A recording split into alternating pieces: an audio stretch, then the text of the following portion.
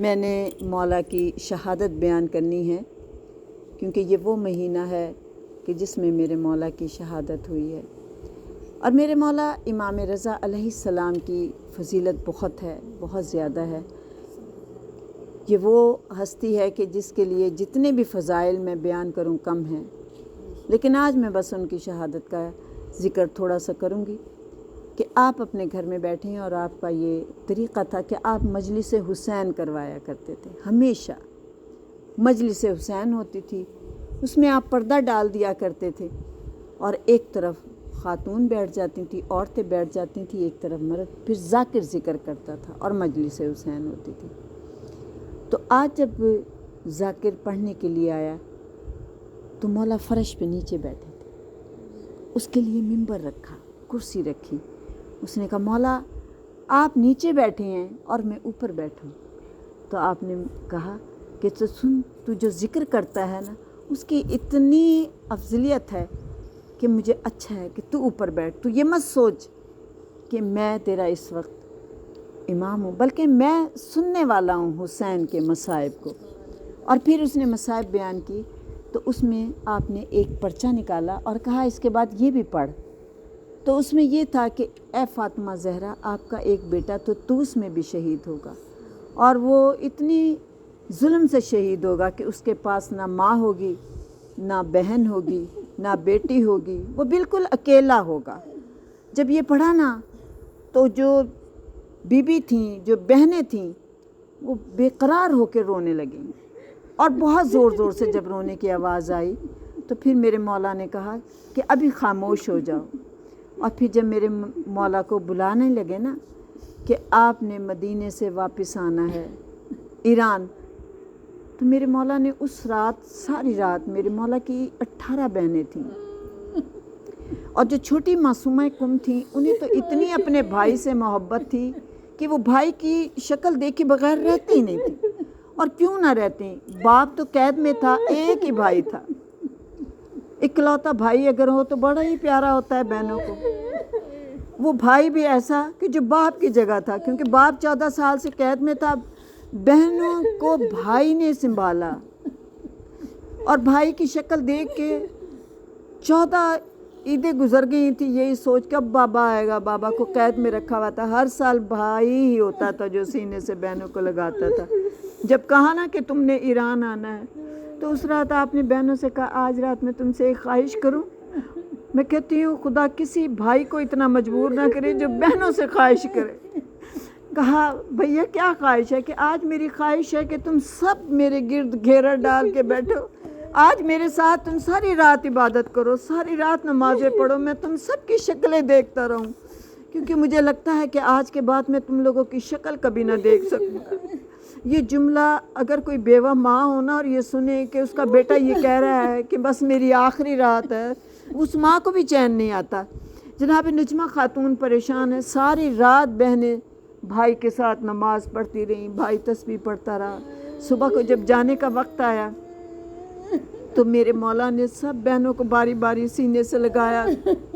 سب کو سینے سے لگانے کے بعد جب آپ گھر سے باہر جانے لگے تو آپ کے جو بیٹے تھے امام تقی علیہ السلام صرف 4 سال کے تھے، وہ زمین پہ بیٹھے ہوئے تھے اور اپنے سر میں مٹی ڈال رہے تھے۔ تو جلدی سے پھپھی نے اٹھایا گود میں، اور اٹھانے کے بعد کہا کہ بیٹا تم ایسا کیوں کر رہے ہو؟ تو امام تقی کہتے ہیں مجھے لگ رہا ہے میں یتیم ہو جاؤں گا، مجھے اپنے بابا اب دوبارہ نہیں ملیں گے۔ میرے مولا امام رضا علیہ السلام ہر بہن کو سینے سے لگاتے، اسے تسلی دیتے رہتے، لیکن بہنوں کو تسلی نہیں ہو رہی تھی کہ ایک بھائی تھا ہمارے پاس، وہ بھی ہمیں چھوڑ کے جا رہا ہے، بار بار رو رہی تھی۔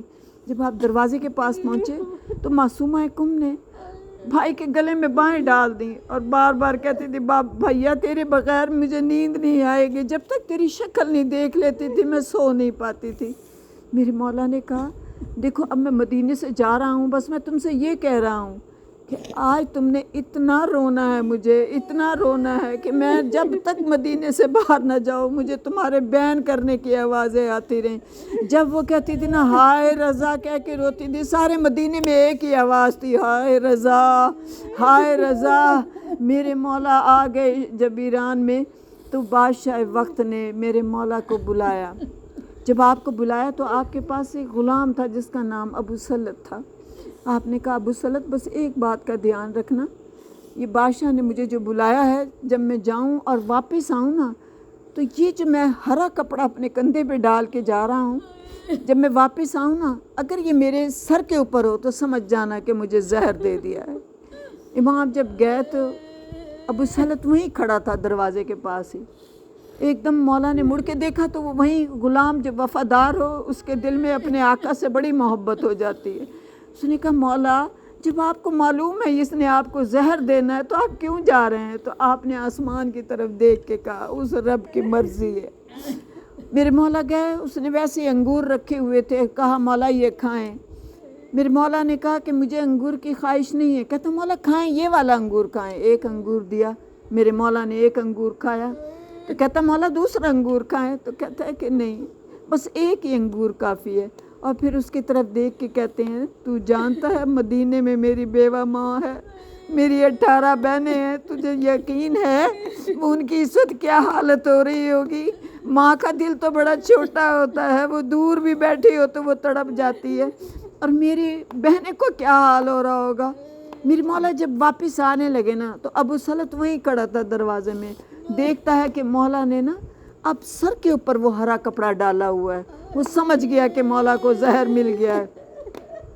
جیسے جیسے مولا قدم اٹھاتے تھے، جس جگہ زمین پہ آپ پاؤں رکھتے تھے وہ جگہ سرخ ہوتی جاتی تھی. ابو سلط لے کر آیا گھر کے اندر، بستر پہ بٹھایا مولا کو اور کہتا ہے مولا آپ کے پیروں سے خون جاری ہے.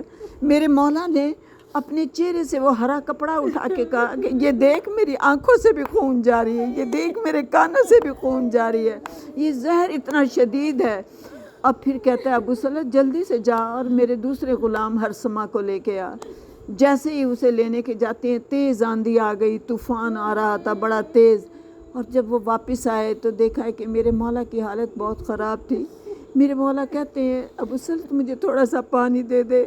جیسے ہی ابو سلط پانی دیتا ہے میرے مولا کے خون ہونٹوں سے باہر آتا ہے اور سارے پانی میں شامل ہو جاتا ہے. میرے مولا کہتے ہیں ہمارے جد حسین کی طرح سے مجھے بھی خون اسی طرح آ رہا ہے. میرے جد کو بھی پانی نصیب نہیں ہوا تھا، مجھے بھی پانی نصیب نہیں ہوگا. قالوا انا للہ و انا الیہ راجعون. آج مدینے میں جناب نجمہ خاتون رو رہی ہیں. آج جناب معصومہ کم کی پہاڑیوں میں رو رو کے کہہ رہی ہوگی ہائے بھائی رضا. آج ہم پرسہ دیتے ہیں بی بی فاطمہ الزہرا سیدۃ النساء العالمین کو. آج ہم پرسہ دیتے ہیں جناب نجمہ خاتون کو. آج ہم پرسہ دیتے ہیں بی بی معصومہ کم کو. بی بی ہمارا پرسہ قبول کر لیجیے گا، یا وقت کے امام ہمارا پرسہ قبول کر لیجیے گا. امام رضا علیہ السلام کا پرسہ قبول کر لیجیے گا. اور میرے مولا رضا کے صدقے میں میرے مولا جو بے اولاد ہیں انہیں اولاد عطا کرنا، جو بے روزگار ہیں ان کو روزگار عطا کرنا، جو مقروض ہیں ان کے قرضے ادا کر دینا. اے میرے مولا جو پریشان حال ہیں ان کی پریشانیاں دور کر دینا. اے میرے مولا ہم جو بانی مجلس ہے اس کی دلی حاجات کو بر لانا. جو مومنات یہاں پر آئی ہیں ان کی جو پریشانیاں ہیں دور کر دینا، ان کی جو خواہشیں ہیں میرے مولا پوری کر دینا. یا معصومہ کم ہمارا پرسہ قبول کر لیجیے گا. اللہم صلی علی محمد و آل محمد.